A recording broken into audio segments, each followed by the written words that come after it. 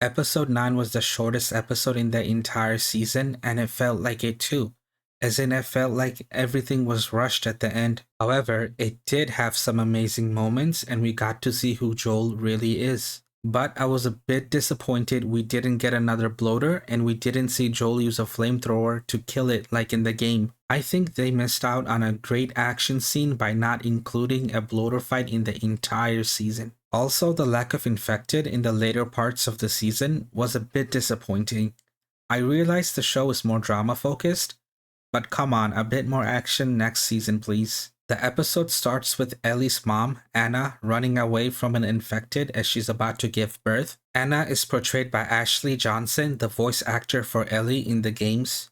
As she's giving birth, she's attacked and bitten by an infected.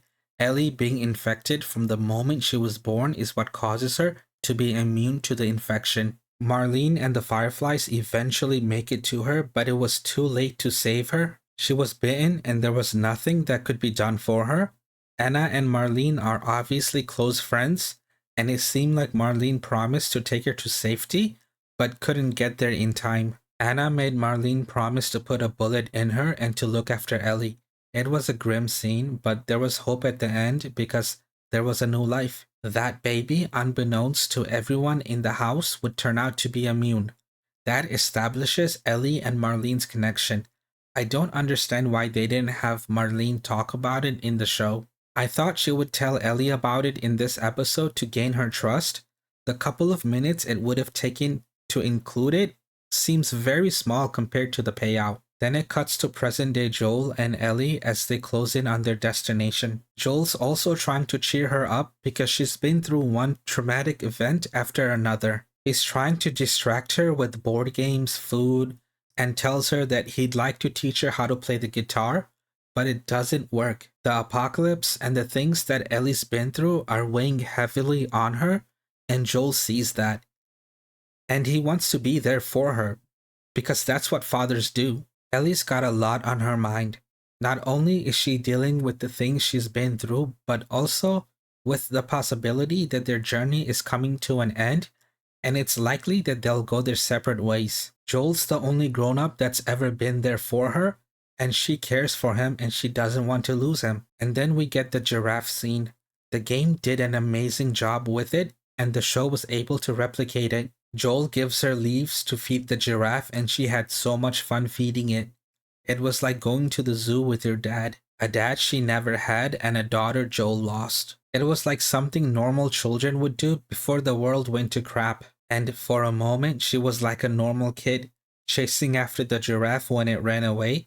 When she catches up with it, she sees it with its family, and that reminds her of Joel and how he's her family. It's moments like this that makes the story so compelling. Because even though the world's gone down the drain, moments like this show there's still some good in it. When Joel catches up with her, he tells her she doesn't have to go through with this.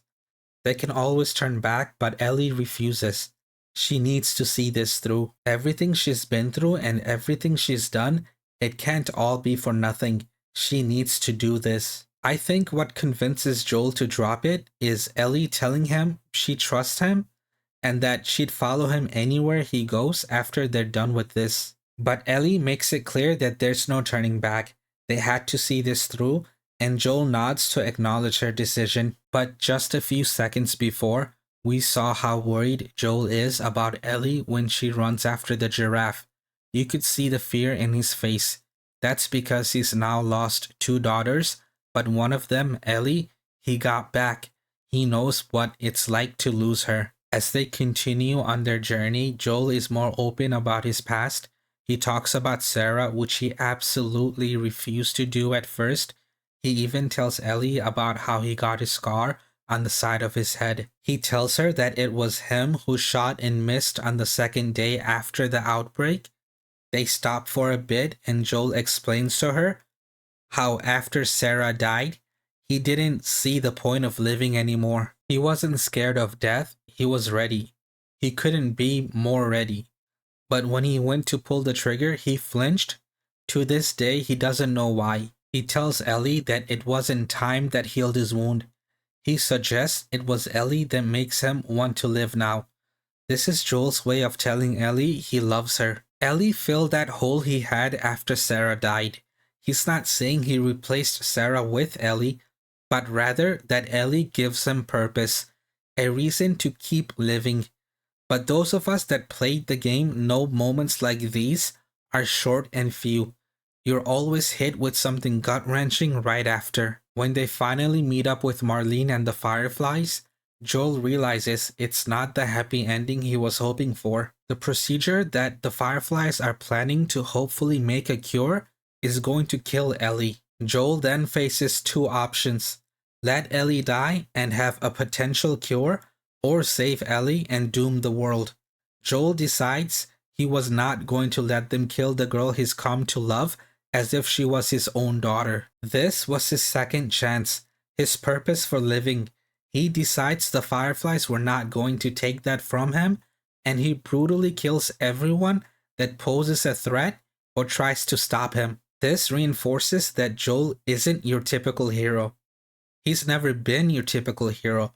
In fact, it's probably a stretch to even call him a hero. Sure, he's got a good heart, but he's ruthless, and he'll knowingly make the wrong decision, like kill a ton of people that are trying to save the world for the sake of one person. But the people he killed also have families or people that they care about, and people that care about them. Throughout the season, we've seen Joel willing to do whatever it took to survive, and that's why he did survive thus far.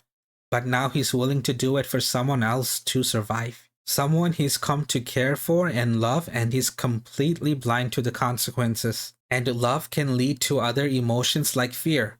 We saw that with Bill and Frank when Bill says, "I was never afraid until you showed up," which is the exact opposite of what David tells Ellie, which is love has no fear. And we know David was a creep. There was no love there.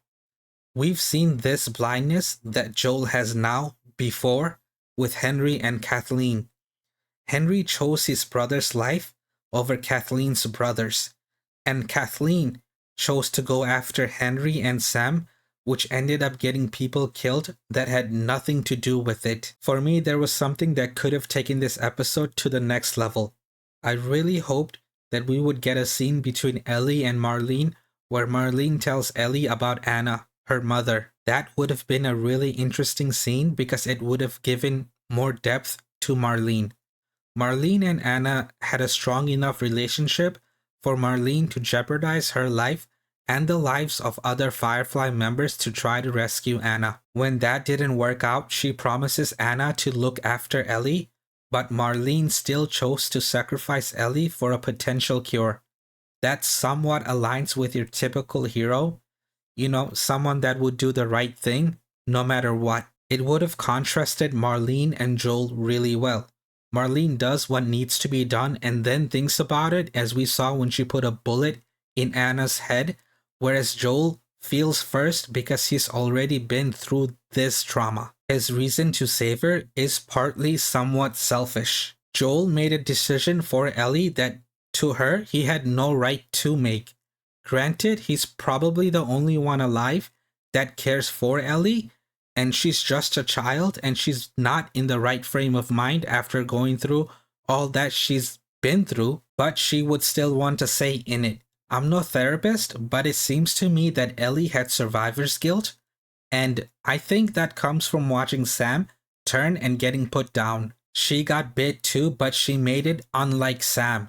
She was committed to see it through to the end, no matter what. She made that clear to Joel earlier on in the episode. Their whole relationship is built on trust, and Joel put that to the side to keep her alive. He didn't respect her decision to commit to the cure or even give her a choice. He lied to her and killed Marlene and a bunch of other people. If she were to ever find out about it, that foundation that they built their relationship on would crumble. The ending of the episode was very close to the ending of the game. The only major difference is that Ellie admits to Joel that she killed Riley. Riley was Ellie's first love and her first kill.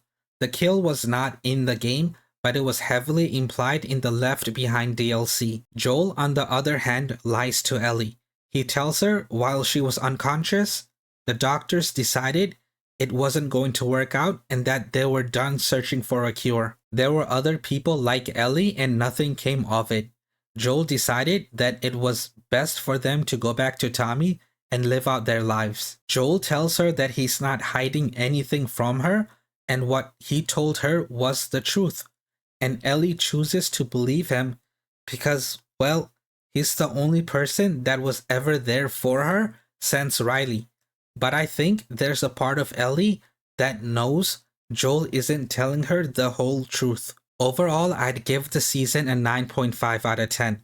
Lots of changes, but good changes. A change that I didn't like was them leaving out the spores, because that's a big plot point in the second game. There could have also been more infected towards the end, and a bit more action would have been nice. But I can live without the last two. I can't wait for season 2.